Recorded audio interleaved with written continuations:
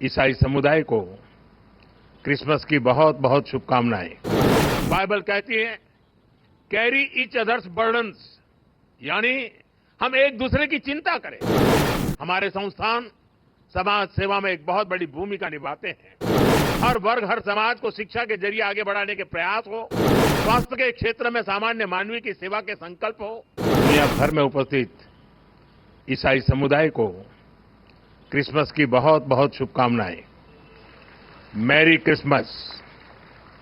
क्यों? बाइबल कहती है कैरी ईच अदर्स बर्डन्स, यानी हम एक दूसरे की चिंता करें, एक दूसरे के कल्याण की भावना रखें। इसी सोच के साथ हमारे संस्थान और संगठन समाज सेवा में एक बहुत बड़ी भूमिका निभाते हैं।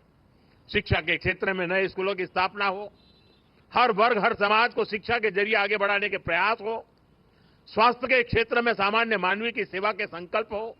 हम सब इन्हीं अपनी जिम्मेदारी मानते हैं। साथियों, जीसस क्राइस्ट ने दुनिया को करुणा और निस्वार्थ सेवा का रास्ता दिखाया है।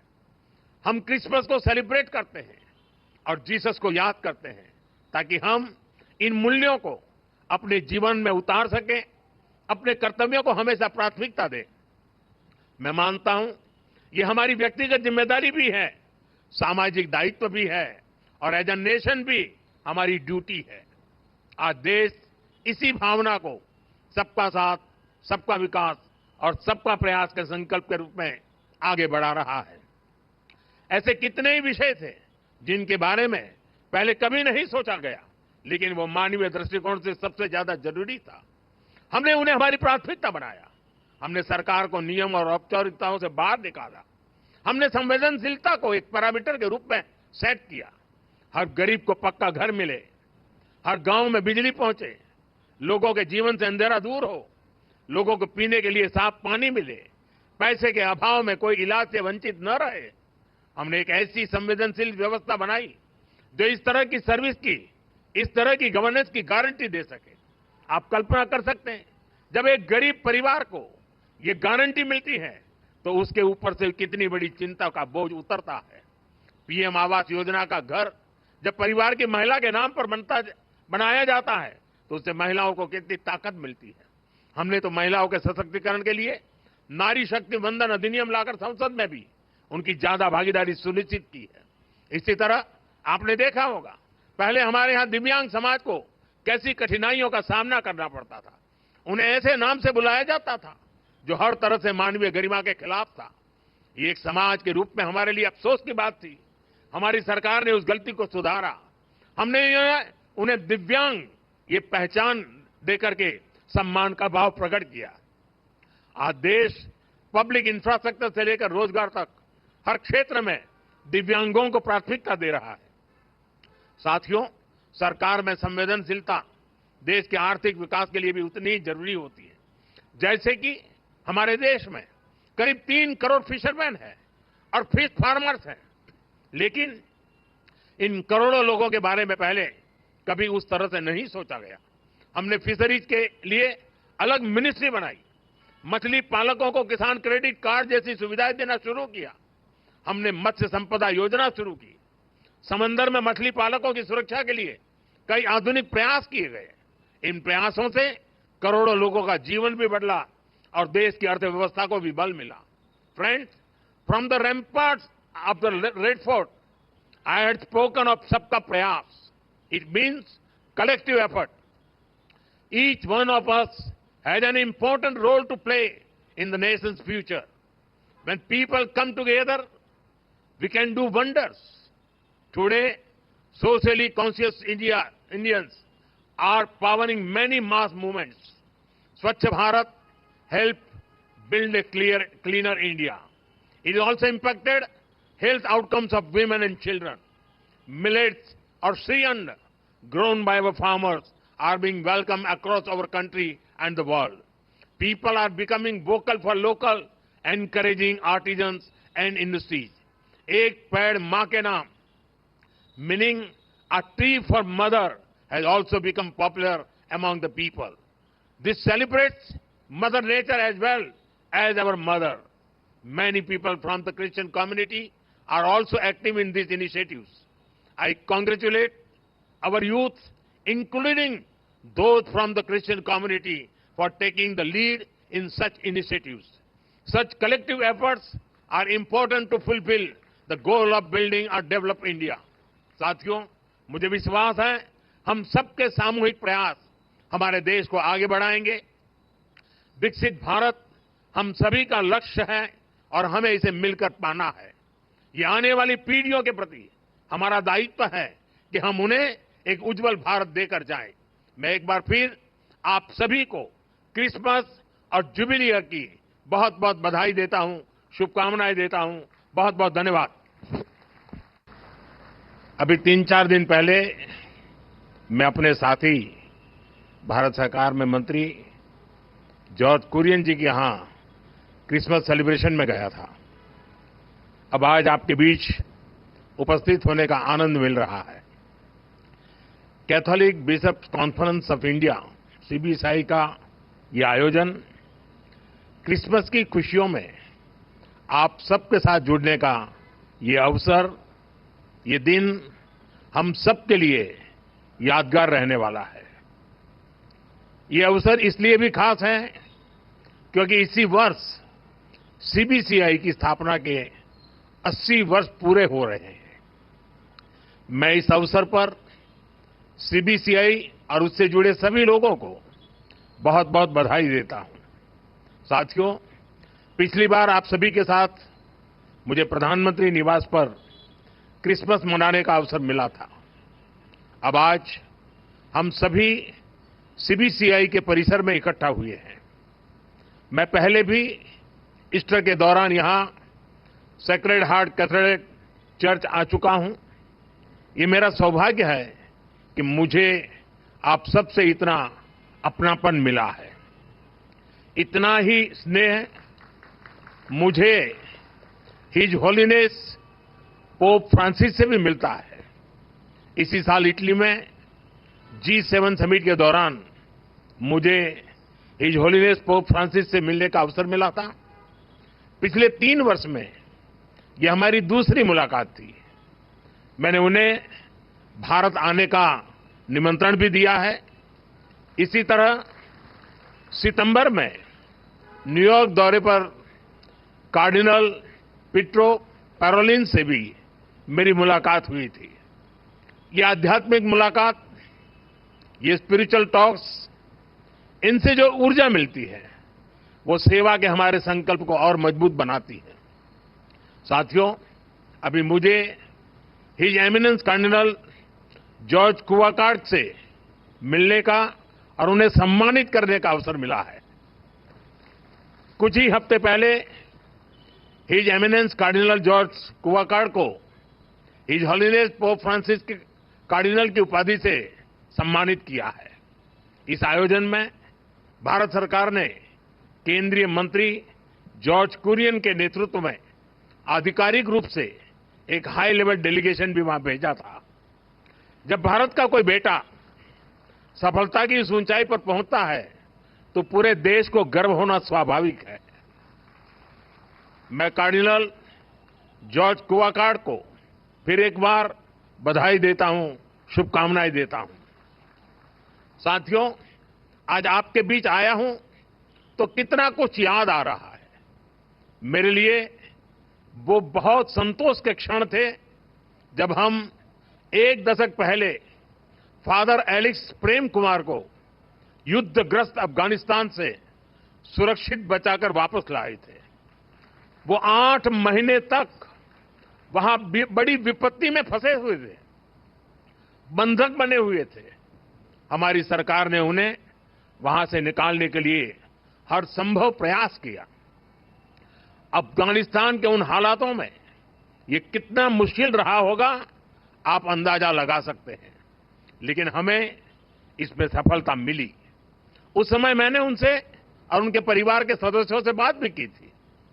उनकी बातचीत को, उनकी उस खुशी को मैं कभी भूल नहीं सकता।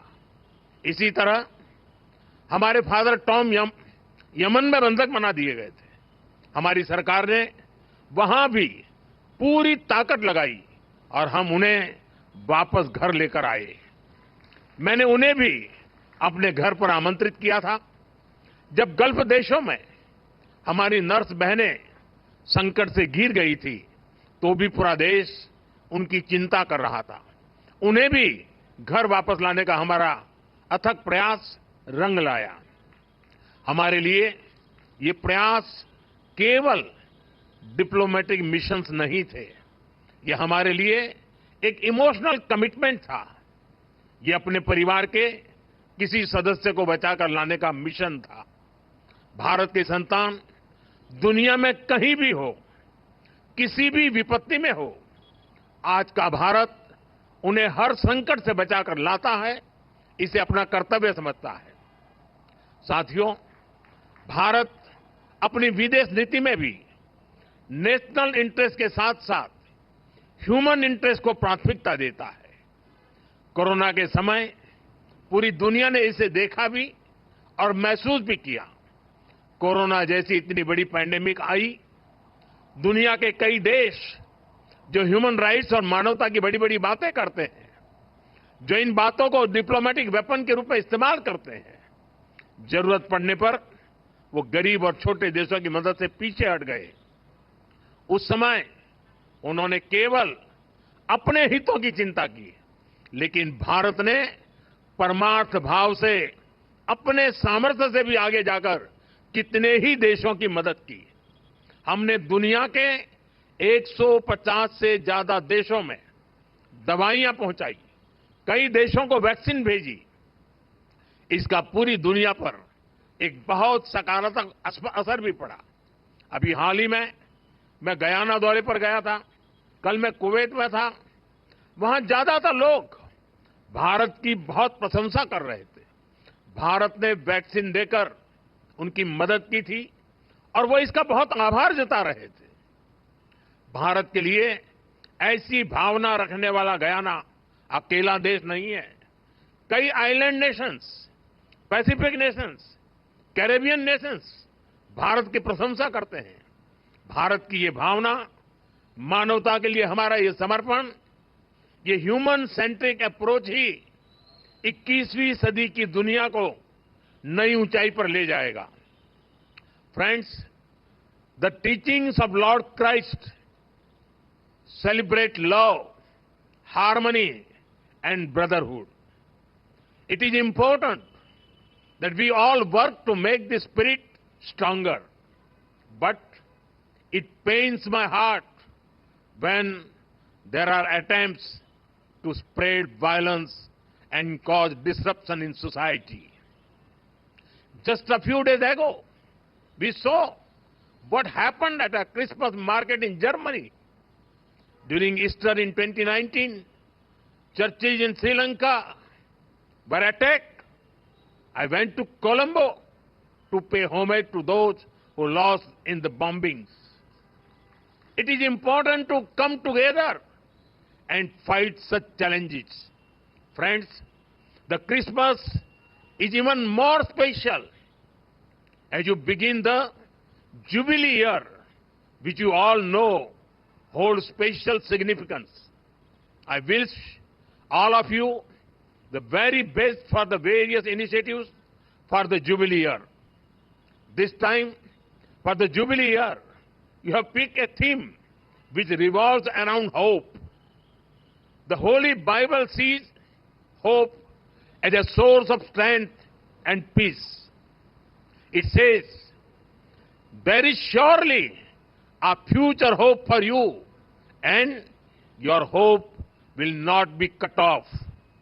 We are also guided by hope and positivity. Hope for humanity, hope for a better world, and a hope for peace, progress and prosperity. साथियों, बीते 10 साल में हमारे देश में 25 करोड़ लोगों ने गरीबी को परास्त किया है।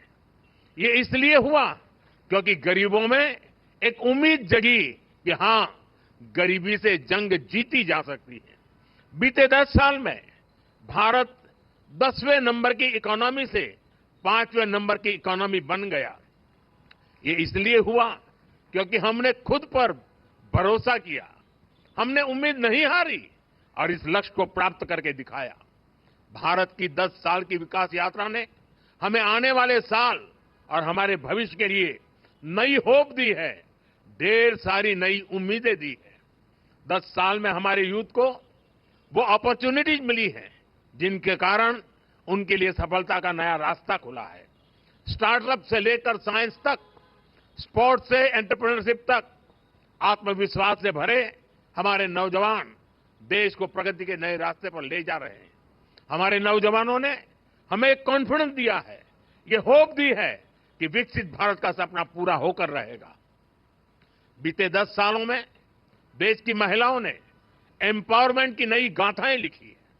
एंटरप्रेन्योरशिप के से ड्रोन्स तक, एरोप्लेन उड़ाने से लेकर आर्म फोर्सेज की जिम्मेदारियां तक, ऐसा कोई क्षेत्र नहीं जहां महिलाओं ने अपना परचम न लहराया हो। दुनिया का कोई भी देश महिलाओं की तरक्की के बिना आगे नहीं बढ़ सकता। और इसलिए आज जब हमारी श्रम शक्ति में, लेबर फोर्स में, वर्किंग प्रोफेशनल्स में विमेन पार्टिसिपेशन बढ़ रहा है, तो इससे भी हमें हमारे भविष्य को लेकर बहुत उम्मीदें मिलती हैं, नई होप जगती है। बीते 10 सालों में देश बहुत सारे अनएक्सप्लोर्ड या अंडर एक्सप्लोर्ड सेक्टर में आगे बढ़ा है। मोबाइल मैन्युफैक्चरिंग हो या सेमीकंडक्टर मैन्युफैक्चरिंग हो, भारत तेजी से पूरे मैन्युफैक्चरिंग लैंडस्केप में अपनी जगह बना रहा है। चाहे टेक्नोलॉजी हो या फिनटेक हो, भारत न सिर्फ इनसे गरीब को नई शक्ति दे रहा है, बल्कि खुद को दुनिया के टेक हब के रूप में स्थापित भी कर रहा है। हमारा इंफ्रास्ट्रक्चर बिल्डिंग पेस भी अभूतपूर्व है। हम न सिर्फ हजारों किलोमीटर एक्सप्रेस वे बना रहे हैं, बल्कि अपने गांवों को भी ग्रामीण सड़कों से जोड़ रहे हैं। अच्छे ट्रांसपोर्टेशन के लिए सैकड़ों किलोमीटर के मेट्रो रूट्स बन रहे हैं। भारत की ये सारी उपलब्धियां हमें ये होप और ऑप्टिमिज्म देती हैं कि भारत अपने लक्ष्यों को बहुत तेजी से पूरा कर सकता है। और सिर्फ हम ही अपनी उपलब्धियों में इस आशा और विश्वास को नहीं देख रहे हैं, पूरा विश्व भी भारत को इसी होप और ऑप्टिमिज्म के साथ देख रहा है।